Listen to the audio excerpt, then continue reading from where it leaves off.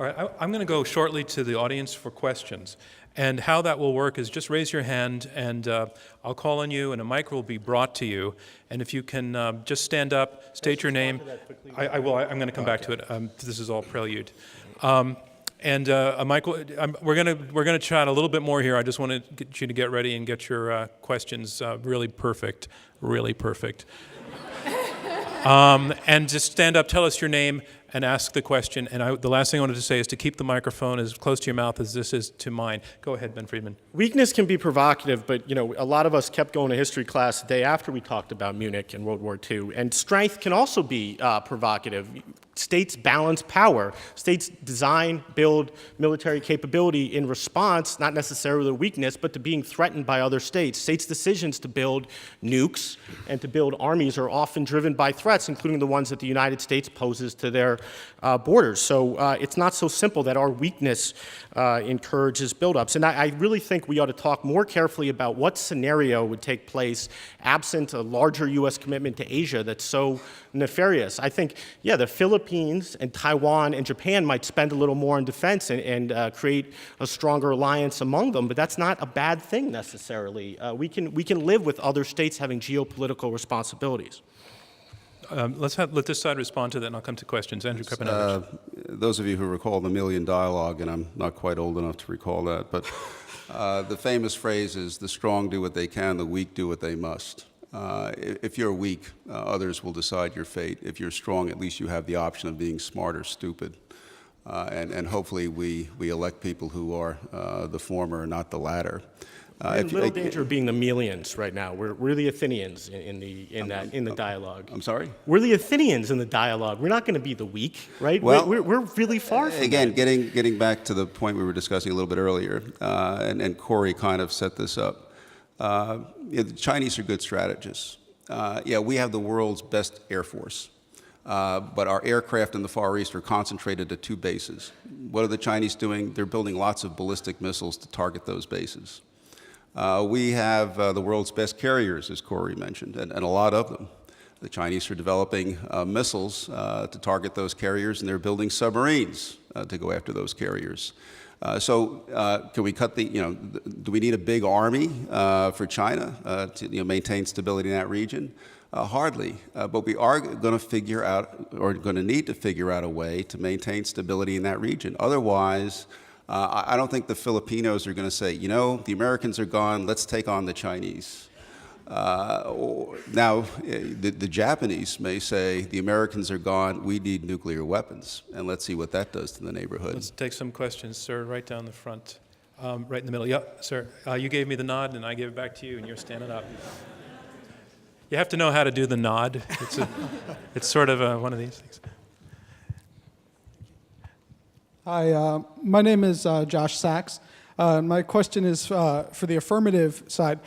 There's clearly waste in the defense budget. I think you would agree on. There's stuff in there that is really more of a jobs program than weapons, stuff the Army doesn't even want, like additional Abrams tanks.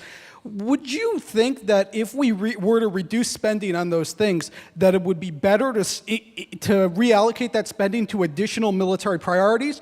Or would it be better in our long-term interest to take those reductions and put it towards reducing the national debt? Well, great question. Tom Donnelly. Yeah. One thing, look, we need to get sort of the best bang for the buck that we can under any circumstances, whether we're spending more or spending less. On the other hand, compared to other forms of government, I would offer the Pentagon as actually, again, a good value proposition. If the public education system had educated my kids as well as the military does its job, both my kids would have gone to Harvard, and they didn't. If my doctor kept me as healthy as the military, kept the world, I would live forever. So as a government function, for all the waste, fraud, and abuse that there may be in the department, and I wish it were zero, it's relatively less. And the dollar amount is really trivial when we're talking about the size of the federal debt or the deficit. Look, we spend as much per year almost, and if interest rates actually go up to a market rate, more on servicing our current debt than we do on military power. So in the relative size of things, we're not talking about a lot of money. You know, trillions and trillions, and pretty soon you're talking about real money. All right. But compared to the rest of the economy or what the government spends, this is peanuts. Right down the front here. And it's coming down the front aisle. I have a bad habit of sort of favoring people who are closer to me. It's totally unjustified. So if you're in the back, be a little bit more aggressive and you'll get my attention. My question is, first to start off, the Carter Center for Peace has said that since World War II, of the 50 major armed conflicts that have gone on, they've all been about religion or ethnic conflict, and they've all been pretty much within borders. So, and the actual occurrence of violence has gone down, and the number of people being killed has gone down. So is the threat to the United States that much increasing so much when we're using our military to go into these countries essentially almost as our diplomats and saying this is our brand of Americanism and you have to accept it? Can the military be changed to be more of our diplomatic arm, or could that money be better spent to diplomats, commerce, and improving trade? I'm trying to think if that actually addresses the issue of whether reductions in the military threatens our security. And I don't think it quite gets there. Do you want to take another run at it? Because I think you're close to it.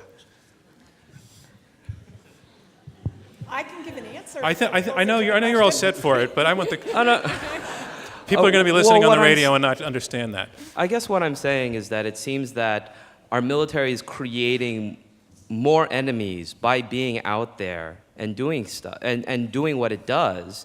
And it seems like I'm following the against side in saying that the military needs to reshape its force so that it's doing more diplomatic efforts. Navy admirals going But out. what if that costs a lot of money? Your premise is that it would. I'm saying, well, no, I'm agreeing that the ground forces be reduced, and then but Okay, is it better to can I phrase your question this way? Does the military have less expensive ways without using military force to actually keep the nation safer? Yes.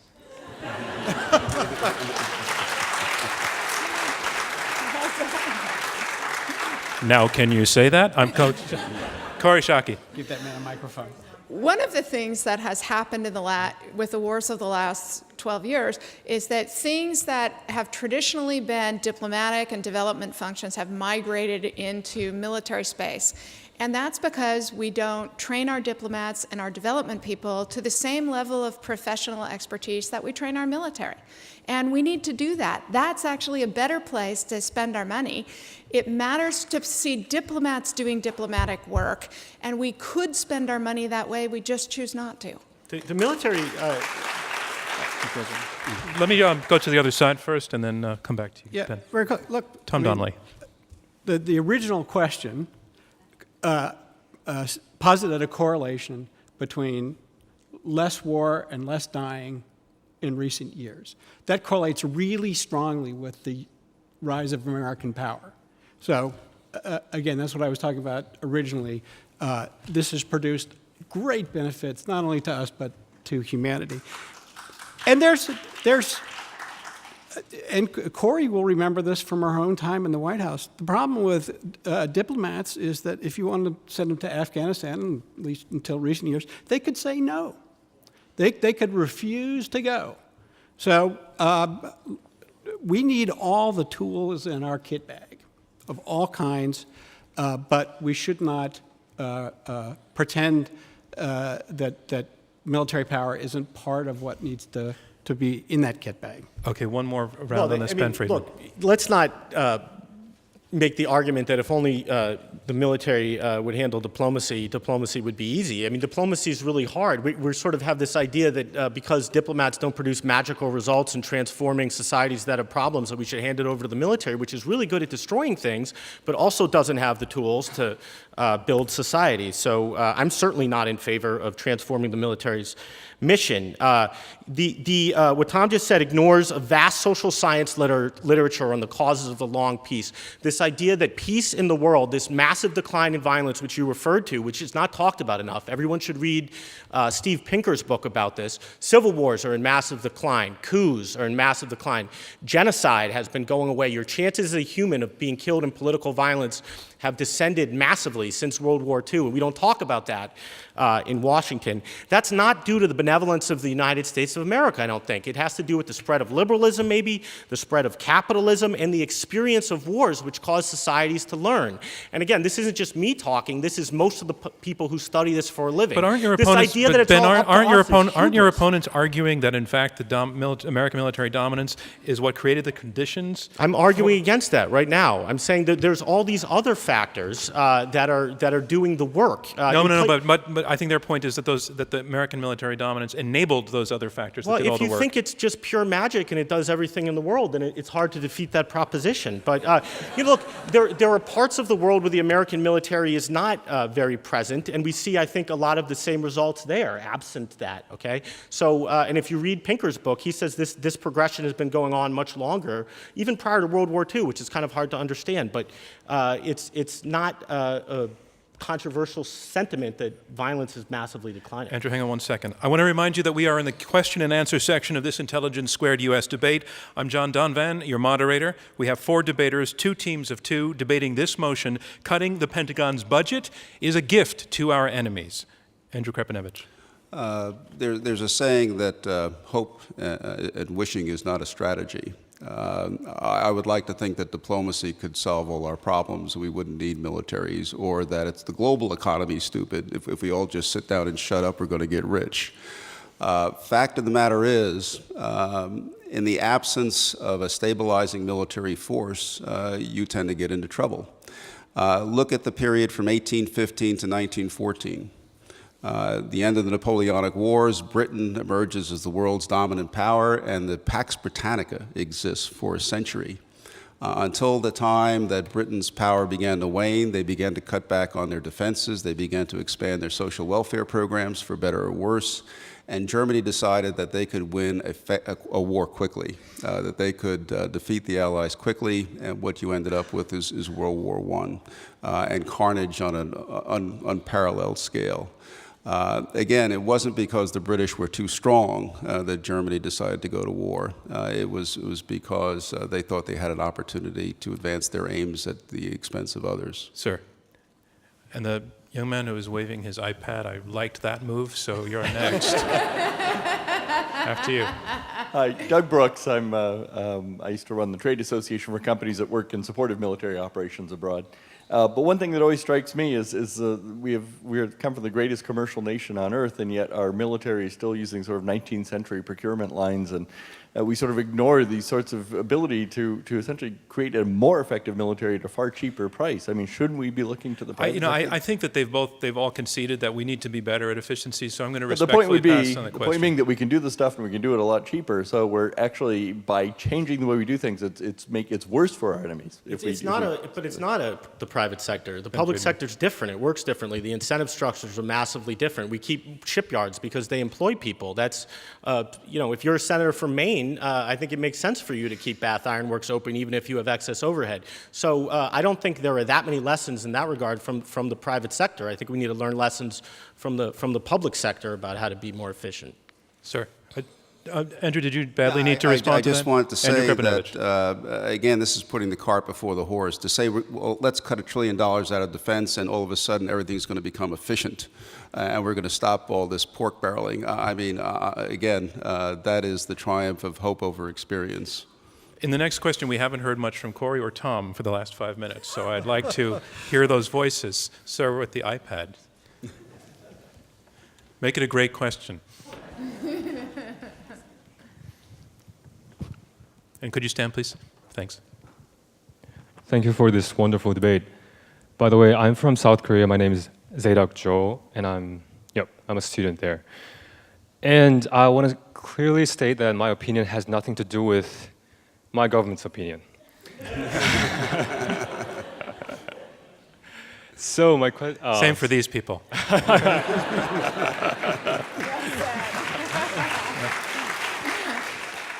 So I do believe that the United States has risen to the top of the world because it was economically stronger than any other nations at that point, at that time.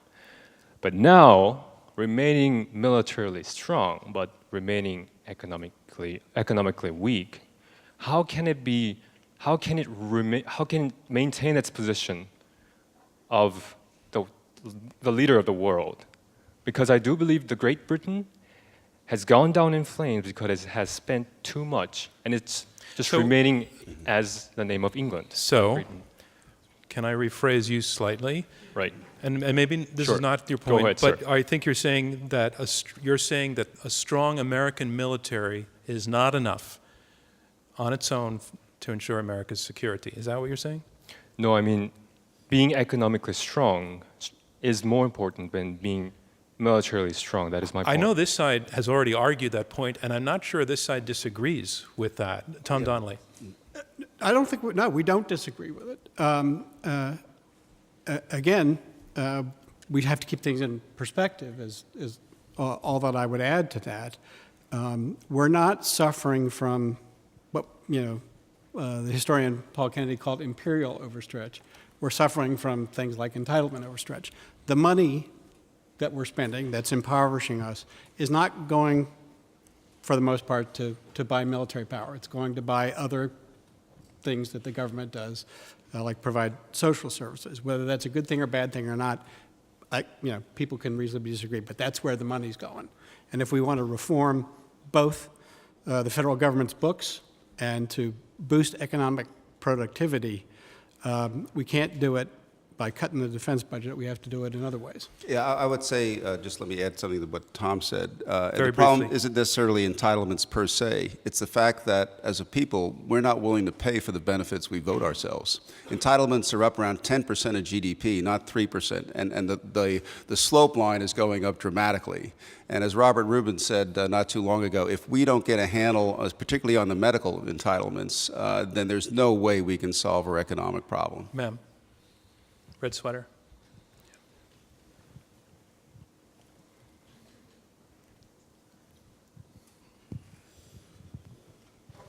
This might be the last question, so make it a killer. Thank you. My name is Michelle Dykman. My question is really that the argument against has always been predicated on that we have this huge gap in our technical capabilities over our enemies, but yet I've seen how China and Russia are stealing our intellectual property and using that to make huge advances in their capabilities. So how can you argue that by cutting the defense budget that we're suddenly going to be able to maintain our dominance when our enemies are using our technology and our technical development against us? Boy, that was a well-framed question. Yeah, that's a great question. Corey Shockey. Because I don't think our spending is the metric by which you should judge our innovation, our capacity to adapt to things. You're exactly right that protection of intellectual property is actually probably the most important thing the American government should be negotiating in our trade treaties, because that is the engine of our economy. Right? I live in Silicon Valley, and you can just feel the way that excitement and interaction and people spurring off each other ideas. We build better mousetraps. And so I guess I am less concerned than you are, because I'm pretty highly confident that we will continue to be an engine of innovation, of new ideas, and that having them steal the design for the original iPod is a dangerous thing, but it's a lot less dangerous when we go on to the iPod 7. And that That's concludes it. round 2 of this debate.